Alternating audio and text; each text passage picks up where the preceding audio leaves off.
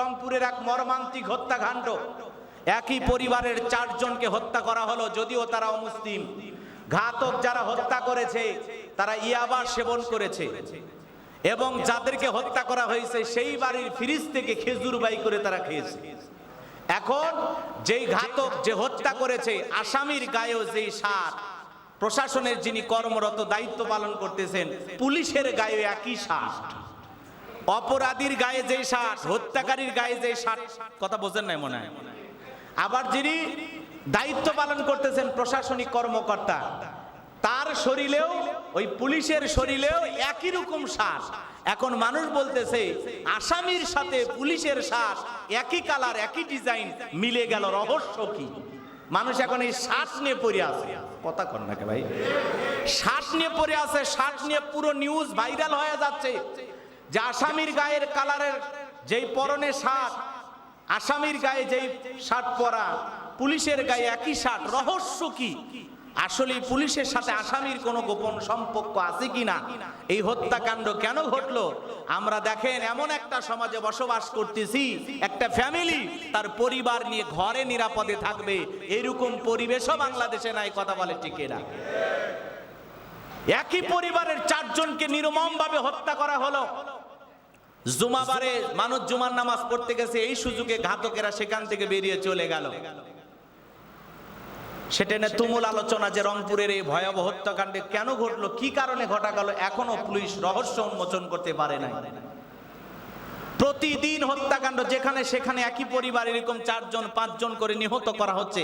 কারা হত্যা করতেছে, কেন হত্যা করতেছে, কি কারণে হত্যা করা হচ্ছে, কেউ কোনো রহস্য উন্মোচন করতে পারতেছে না, কথা বলে ঠিক না? সমাজে অন্যায় অপরাধ হচ্ছে, খুন খারাপি ধর্ষণ লেগে আছে, সমাজ পরিবর্তন হচ্ছে না। এই সমাজ যদি পরিবর্তন করতে চান তাহলে আল্লাহর কোরআনের আইন অনুযায়ী এই রাষ্ট্রে, এই সমাজে বিচার কার্য পরিচালনা করতে হবে, কথা বলে ঠিক না? যতদিন পর্যন্ত সঠিক বিচার না করা হবে, অপরাধীকে তার প্রাপ্য শাস্তি বুঝিয়ে না দেওয়া হবে, ততদিন পর্যন্ত এই সমাজে শান্তি প্রতিষ্ঠিত হবে। আসামি ধরা হয়, আলোচনা সমালোচনা হয়, টকশো গরম হয়, পেপার পত্রিকা ঢালাও ভাবে নিউজ প্রচার করা হয়, কয়েকদিন পরে এই ঘটনা ধামাচাপা পড়ে যায়, আর একটা নতুন ইস্যু নিয়ে আমরা পড়ে থাকি, কথা বলে ঠিক না? এই দেশে এই কাণ্ডগুলো আছে না নাই? ভাইয়েরা আমার, আজকে মানুষের জানমালের কোনো নিরাপত্তা নাই, মানুষ নিরাপদে পথ চলতে পারতেছে না। রাগ করতেছেন আমার কথায়?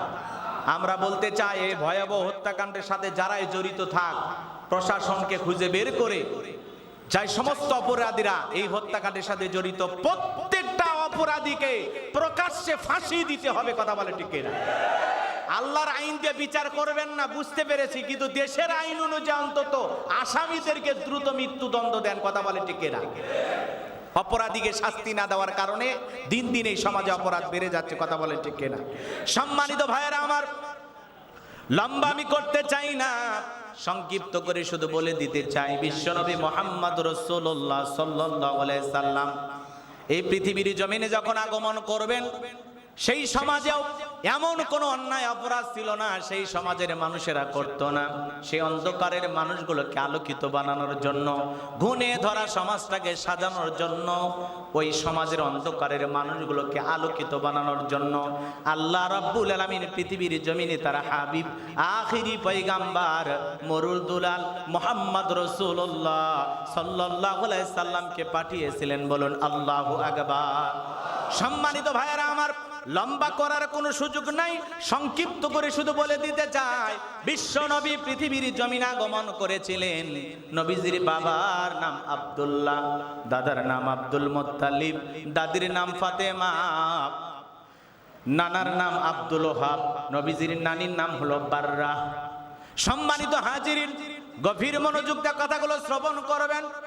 যে কথা আমি বলতে চাচ্ছিলাম, বিশ্বনবী মুহাম্মদ রাসূলুল্লাহ সাল্লাল্লাহু আলাইহি সাল্লাম তার বাবা আব্দুল্লাহ মায়ের গর্ভে থাকা অবস্থায়, বিশ্বনবী মায়ের গর্ভে থাকা অবস্থায় আব্দুল্লাহ পৃথিবীর জমিন থেকে বিদায় নিয়েছেন। নবীর বাবা আব্দুল্লাহ যখন পৃথিবীর জমিন থেকে বিদায় নিলেন, গভীর মনোযোগ দিয়ে কথাগুলো শুনবেন।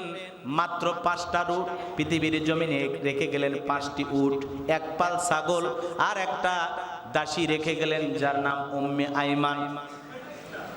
আব্দুল্লাহর ইন্তিকালের পরে আমেনা যখন জমিনে চলাফেরা করে, যেই রাস্তাতে হেঁটে যায় সেই রাস্তা দিয়ে সুগন্ধি পাওয়া যায়। মক্কার মানুষেরা কানা ঘষা শুরু করে দিল।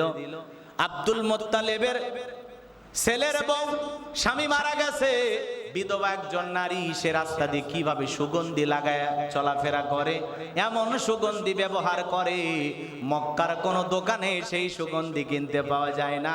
চিৎকার মেরে বলুন সুবহানাল্লাহ। চতুর্দিকে যখন সমালোচনা শুরু হয়ে গেল, নবীজির দাদা আব্দুল মুত্তালিব তার প্রিয়তমা স্ত্রী ফাতেমাকে ডেকে বলতেছে, কি ব্যাপার, আমার ছেলে আব্দুল্লাহর স্ত্রী কি এমন সুগন্ধি ব্যবহার করে, রাস্তাতে হেঁটে গেলে সুগন্ধি পাওয়া যায়, মানুষ কানা ঘষা করে, তার নিয়ে এখানে সেখানে আলোচনা করে, লজ্জায় তো মুখটা দেখাইতে পারি না, কেন সে সুগন্ধি ব্যবহার করে তুমি একটু শুনে নেবা। এইবার ফাতিমা ডেকে বলে, ও প্রিয় স্বামী, মাঝে মাঝে আমি যখন গোসলখানায় যাই, আমেনা যখন গোসলখানা থেকে বের হয়, পুরোটা গোসলখানায় সুগন্ধি পাওয়া যায়। সে যখন গোসল করে বের হয়, আমি যখন পরবর্তীতে গোসলখানায় যাই, দেখি পুরোটা গোসলখানা সুগন্ধি দিয়ে ভরপুর। সুবহানাল্লাহ। এইবার বলতেছে, ঠিক আছে, যেহেতু এলাকার মানুষ আলোচনা করতেছে, তাহলে আমেনাকে বিষয়টা জিজ্ঞাসা করতে হয়। এইবার নবীজির দাদি আমেনাকে ডাকলেন, নবীজির মাকে ডাকলেন, ডেকে জিজ্ঞাসা করে, মা তুমি কি সুগন্ধি ব্যবহার করো, এলাকার মানুষ রাস্তা দিয়ে চলাফেরা করলে তোমার বিরুদ্ধে কানা ঘোষা করে, যে স্বামী মারা গেছে বিধবা একজন নারী, সে কেন এত সুন্দর সুগন্ধি ব্যবহার করে। তখন আমেনা ছিলেন বুদ্ধিমতী, নবীজির মা, তখন সে দুইজনের সামনে বলতেছে, বেয়াদবি নেবেন না আপনারা, একটু আমি যা করি বেয়াদবি নেবেন না, এই কথা বলে শ্বশুর এবং শাশুড়ির সামনে মুখ থেকে থুথু নিক্ষেপ করলেন। যখনই থুথু নিক্ষেপ করা হলো, পুরোটা জায়গাটা সুগন্ধি হয়ে গেল। সুবহানাল্লাহ। তখন ডেকে বলে, মা শুধুমাত্র সুগন্ধি আমার গায়ে না, আমি থুথু নিক্ষেপ করলে সেখান থেকে সুগন্ধি বের হয়। আমার শরীরে দুনিয়ার কোনো আতর, কোনো সুগন্ধি আমি ব্যবহার করি না। যেদিন থেকে সন্তান আমার পেটে আসছে, সেদিন থেকে আমার শরীরে সুগন্ধি। এই সুগন্ধি আমার না, এই সুগন্ধি আমার পেটের সন্তানের। চিৎকার মেরে বলুন সুবহানাল্লাহ। কেমন নবী বাজান, গভীর মনোযোগ দিয়ে কথাগুলো শুনবেন। আমেনা আরো ডেকে বলেন, ও মা, আমি যখন কুয়াতে পানি আনার জন্য চলে যাই, কুয়ার পানি আর নিচের দিকে থাকে না, আমি কুয়ার পাশে দাঁড়ানো মাত্রই কুয়ার পানি উতলে উপরের দিকে চলে আসে। এই জন্য মক্কার নারীরা ডেকে বলে, আমেনা, যতক্ষণ পর্যন্ত আমরা পানি না নিতে পারবো ততক্ষণ পর্যন্ত তুমি দাঁড়ায় থাকো, কারণ তুমি যদি চলে যাও আবারও কুফের পানি নিচে চলে যাবে। প্রয়োজন যদি হয় তোমার পাত্রগুলো ভরায়া তোমার ঘর পর্যন্ত পৌঁছায়া দেব। বলুন আল্লাহু আকবার। ও মা, শুধু তাই নয়, আমি যখন জমিনে পথ চলি, আকাশের পাখিগুলো আমার মাথার উপর দিয়ে ওড়ার সাহস পায় না। আল্লাহু আকবার বলেন।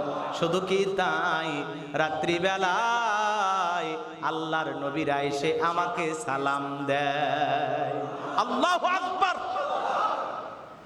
বিশ্বনবী মুহাম্মদ রাসূলুল্লাহ সাল্লাল্লাহু আলাইহি সাল্লাম কেমন নবী, কেমন পয়গম্বর, এই পৃথিবীর জমিনে রাসূল আকরাম সাল্লাল্লাহু আলাইহি সাল্লাম এই রবিউল আউয়াল মাসে আগমন করেছেন। রাসূল আকরাম সাল্লাল্লাহু আলাইহি সাল্লাম এই মাসেই বিদায় নিয়েছেন। এই মাস নিয়ে কারো কোনো মতভেদ নাই। তার জন্মের তারিখের ব্যাপারে মতভেদ আছে, এটা নিয়ে আলোচনা আছে, কিন্তু রাসূল আকরাম সাল্লাল্লাহু আলাইহি সাল্লাম এই মাসে পৃথিবীর জমিনে আগমন করেছেন। সোমবারের দিনে সুবহে সাদেকের সময় পৃথিবীকে আলোকিত করেছেন। রাসূল আকরাম সাল্লাল্লাহু আলাইহি সাল্লাম আগমনের সময় অলৌকিক অনেকগুলো ঘটনা ঘটে গেছে। কয়টা বলবো? সারা রাত চলে যাবে, আলোচনা করে শেষ হবে না। গভীর মনোযোগ দিয়ে কথাগুলো শুনবেন। নবীজির মা আমেনা ডেকে বলেন, নবী আমার পেটে যখন ছিলেন, অন্য নারীরা সন্তান ধারণ করলে, সন্তানকে গর্ভে রাখলে পেটটা উঁচু হয়, পেটটা বড় দেখা যায়, কিন্তু নবী মুহাম্মদ সাল্লাল্লাহু আলাইহি সাল্লামকে আমার পেটে আমি রাখলাম, আমার পেট উঁচু হয় নাই। আল্লাহু আকবার।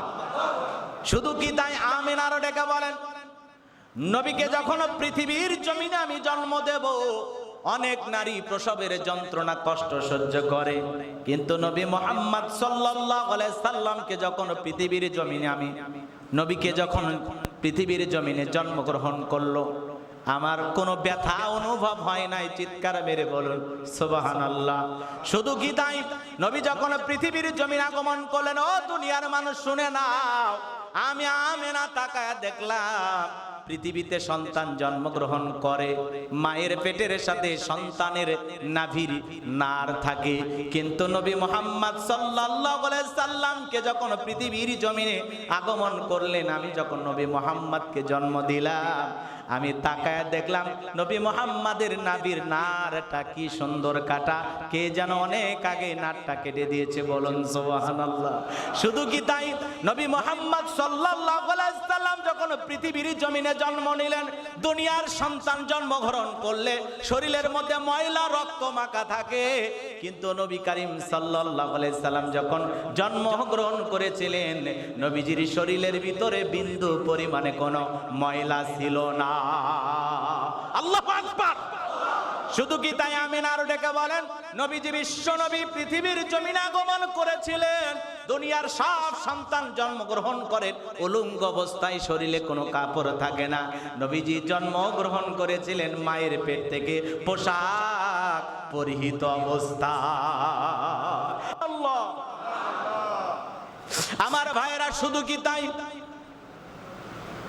নবীজি পৃথিবীর জমিনে আগমন করেছিলেন খাতনা অবস্থায়। সুবহানাল্লাহ বলেন। লম্বা হবে, লম্বা করার কোনো সুযোগ নাই। নবীজি পৃথিবীর জমিনে জন্মগ্রহণ করার পরে অনেক অলৌকিক ঘটনা আছে বাজান, কয়টা কথা বলবো সংক্ষিপ্ত করে শুধু বলে দিয়ে যায়। নবীজির জন্মগ্রহণ করার পরে মক্কার মানুষদের নিয়ম ছিল সন্তানগুলোকে তারা গ্রাম অঞ্চলে পাঠায় দিত। মক্কার মূল নগরীর মানুষদের তখন একটা এই সমাজে প্রচলন ছিল, সন্তান জন্মগ্রহণ করলে সেই সন্তানকে দুধ পান করানোর জন্য তারা গ্রাম অঞ্চলে বিভিন্ন এলাকায় পাঠায় দিতেন। এর বিনিময়ে তাদেরকে কিছু বেতন দেওয়া হতো, কিছু টাকা পয়সা দেওয়া হতো।